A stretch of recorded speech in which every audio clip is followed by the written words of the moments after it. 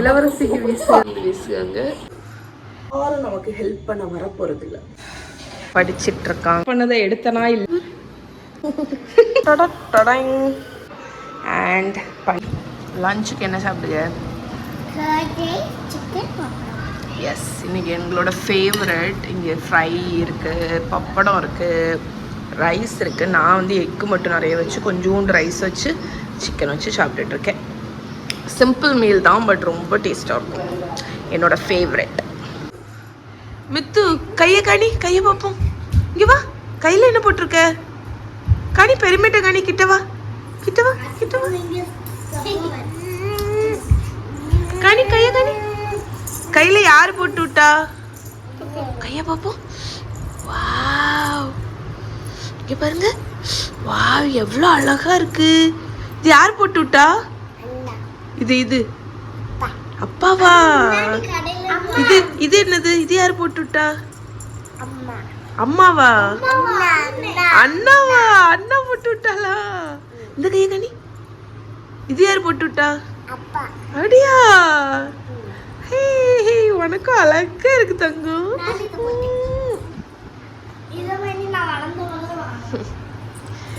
அம்மா என்ன செய்யா? மித்து, அவள்கிட்ட கேட்போம், மித்துட்ட கேட்போம். சரியா மாறா? மித்துட்ட கேட்போம்.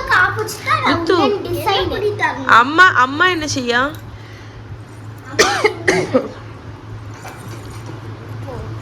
அழகா இருக்க, அழகா இருக்க. Good morning, good morning, good morning, good morning.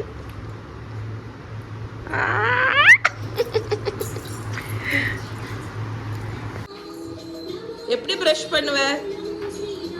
Brush பண்ணி காணி.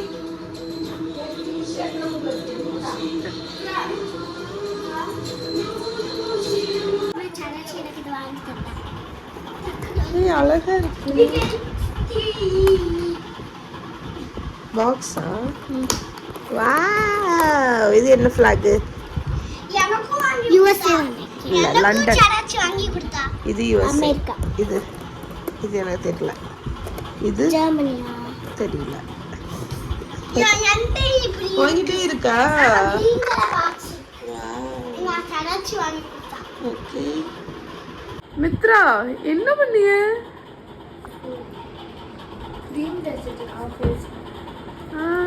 இளவரசி நீதான் வச்சு கொடுத்தியா அவளுக்கு? அவ வந்து எங்க இருக்கா? அவ பெரிய இளவரசி. அடுதானே? வீசு மகா. இளவரசிக்கு வீசுவாங்க. இங்கே ஒரு இளவரசி, 2 பேரும் வந்து வீசுவாங்க. Happy Monday friends. So Monday motivation. என்னோட ரூம் வந்து கொஞ்சம் மெஸ்ஸியாக பார்க்குது. ஸோ இந்த டைமே நான் என்ன பண்ண போகிறேன்னா, ஒரு மோட்டிவேஷனை எடுத்து கடகடன்னு இதை கிளியரப் பண்ணிவிட்டு இன்றைக்கி டேயை வந்து நான் ஸ்டார்ட் பண்ண போகிறேன். ஏன்னா இதை இப்படி விட்டேன்னு வைங்க, இது வந்து பைலாயிரும். ஸோ அதுதான் நான் வந்து பண்ணுற தப்பு. இந்த அளவுக்கு கொஞ்சோண்டு மெஸ்ஸாக இருக்கும்போதே அதை கிளியர் பண்ணாமல் விட்டு அது வந்து சேர்ந்துருது. அதனால் ஃபர்ஸ்ட் டாஸ்க், மண்டேயோட ஃபர்ஸ்ட் டாஸ்க் இதை நம்ம க்ளீன் பண்ண போகிறோம்.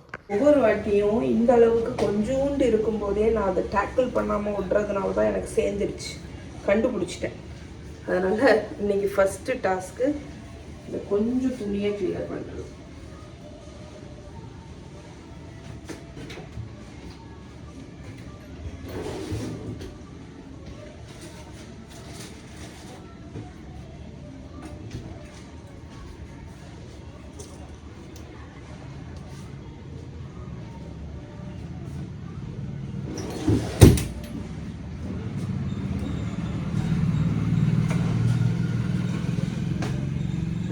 நீங்களும் என்ன மாதிரி இப்போ லேசியாக இருக்கீங்க அப்படின்னா, எந்தீங்க உங்கள் வீட்டில் இருக்கக்கூடிய துணிகள் கொஞ்சம் மெஸ் அங்கங்கே இருக்கும், அது எல்லாத்தையும் உடனே போய் கிளியர் பண்ணிடுங்க.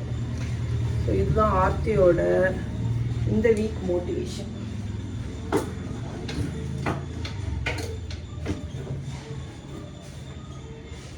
பிகாஸ் யாரும் நமக்கு ஹெல்ப் பண்ண வர போகிறதில்ல.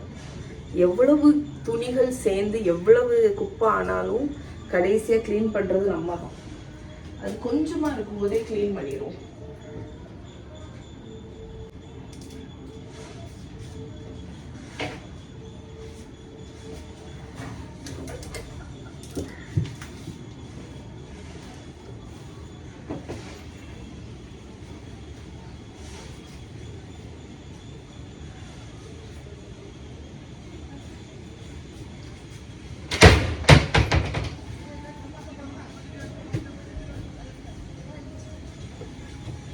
ஃப்ரெண்ட்ஸ், சொடக்கு போடுற நேரத்தில் க்ளீன் பண்ணியாச்சுங்க.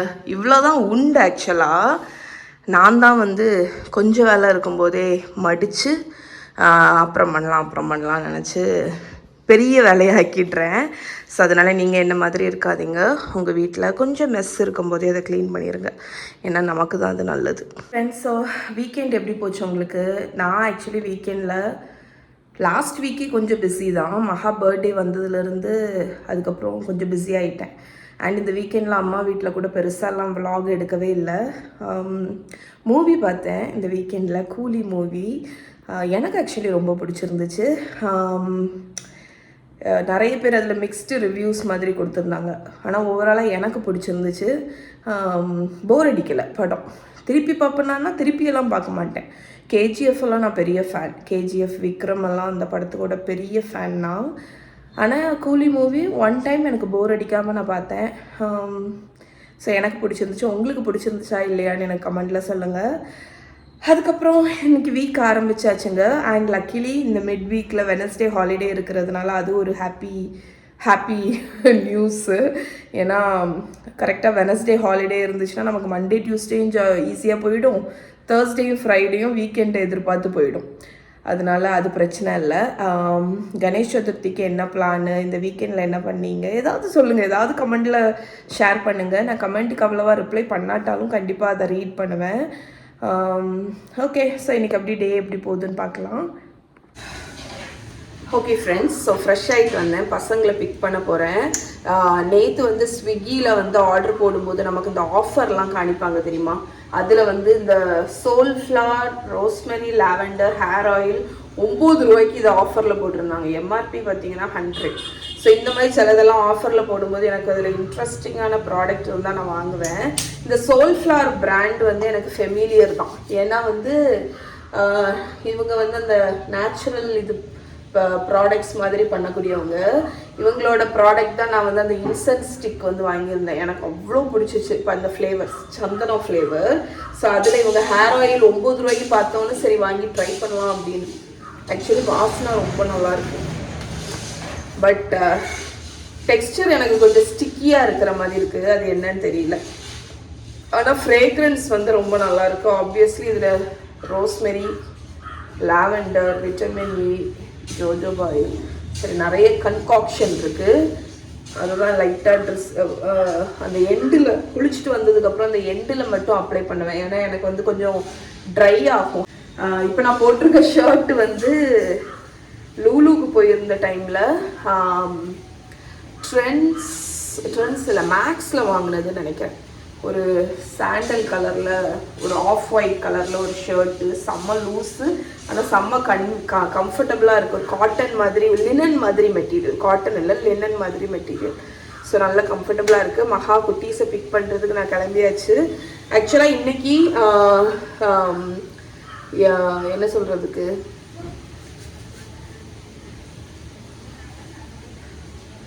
கணேஷ் சதுர்த்தி வருது. நான் உங்களுக்கு வந்து எந்த ரெசிபியுமே செஞ்சு போடல. ஆக்சுவலி ரீலுமே நான் பெருசாக எதுவுமே எடுக்கலை. அது எனக்கு வந்து ஒரே இதாக இருந்துச்சு. பிகாஸ் நான் நிறைய பிளான் பண்ணியிருந்தேன் கணேஷ் சதுர்த்திக்கு இந்த வாட்டி வந்து கொஞ்சம் 2-3 ரெசிபி பண்ணணும் அப்படின்னா நான் பண்ண முடியல. அதனால் இன்றைக்கி பிள்ளைகளை கூட்டிகிட்டு வந்ததுக்கப்புறம் ரவை வச்சு உங்களுக்கு வந்து கொழுக்கட்டை வந்து செஞ்சு காணிக்கிறேன். ஸோ யாராவது அரிசி வச்சு கொழுக்கட்டை பண்ண வேண்டாம்னு நினச்சிங்கன்னா நீங்கள் வந்து இந்த கணேஷ் சதுர்த்திக்கு ட்ரை பண்ணலாம் அதை. ஓகே, ஸோ வாங்க போகலாம். எறும்பு தண்ணி குடிச்சு எங்கேயாவது பார்த்துருக்கீங்களா? எறும்பு தண்ணி குடிக்கி ஆச்சரியமாக இருக்கு. நான் பார்த்ததே கிடையாது. ஓகே, குட்டீஸ் படிச்சிட்ருக்காங்க.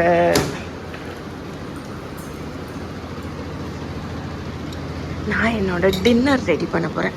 பயங்கரமாக பசிக்குது பிகாஸ் 6 தாண்டியாச்சு. ஓகே ஃப்ரெண்ட்ஸ், ஸோ எனக்கு டின்னருக்கு பார்த்திங்கன்னா இன்றைக்கி நான்வெஜ் எதுவுமே எடுக்கலை. அதனால் ஹை ப்ரோட்டீன் டின்னர் பண்ணணும்னா நம்ம அந்த வெஜிடேரியன்லேயே ஹை ப்ரோட்டீன் இதுக்கு தான் போகணும்.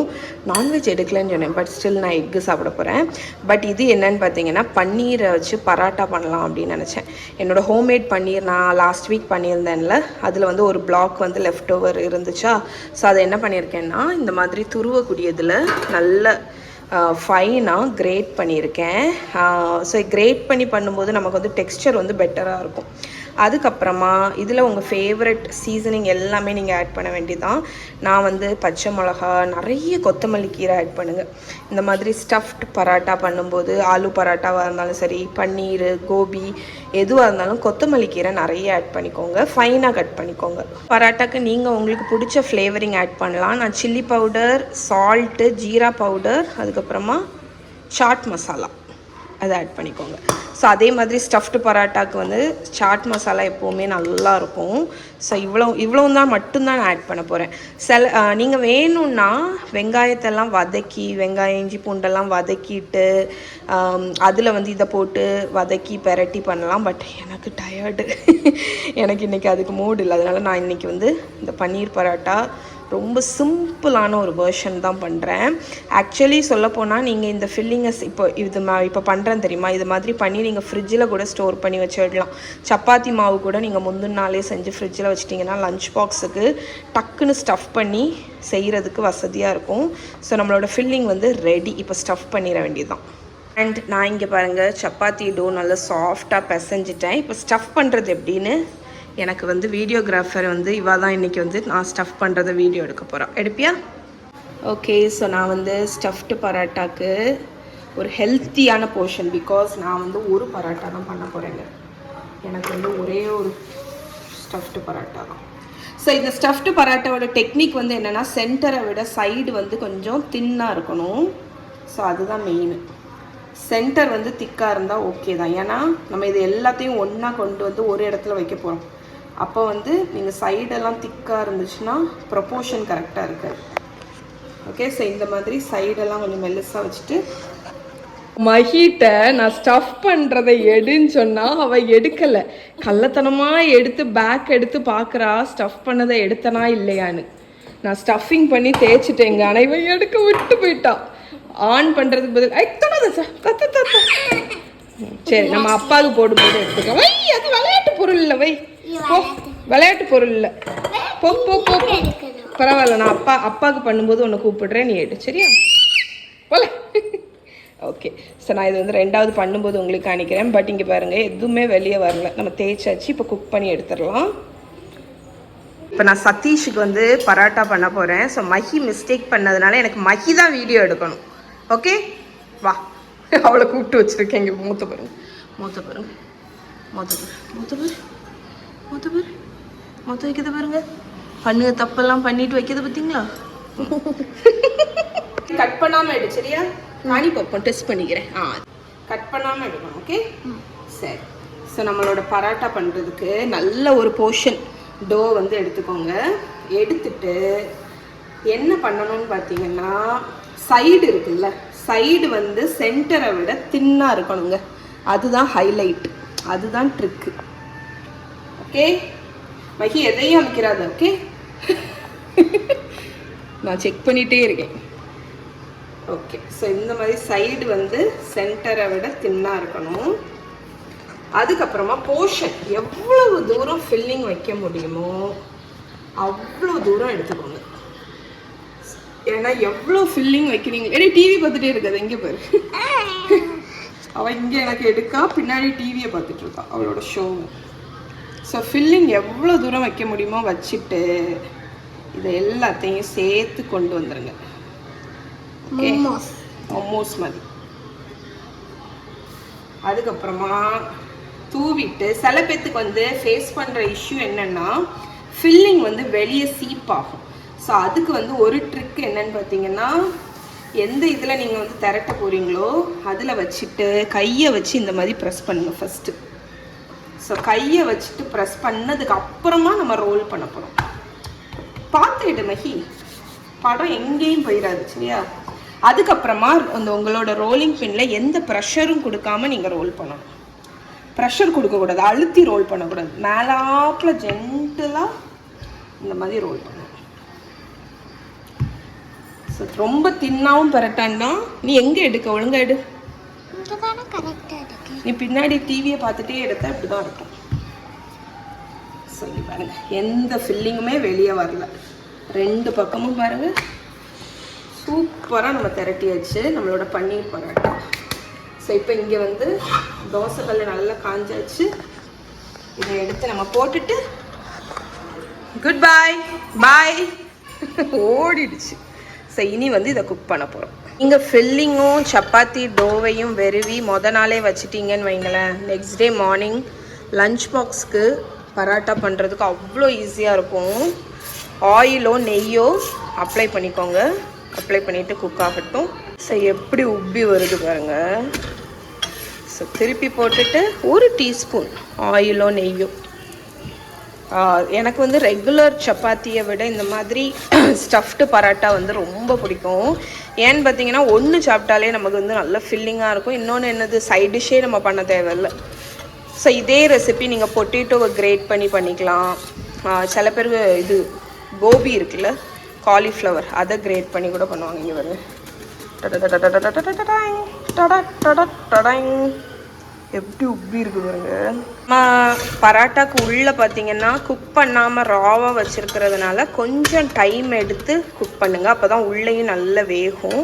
அவ்வளோதான், நம்மளோட பன்னீர் பரோட்டா ரெடி. இந்த மாதிரி தான் நான் என்னோடய 1 மீல் சாப்பிட்டேங்க. எக்கு, ரைத்தா அண்ட் பன்னீர் பரோட்டா.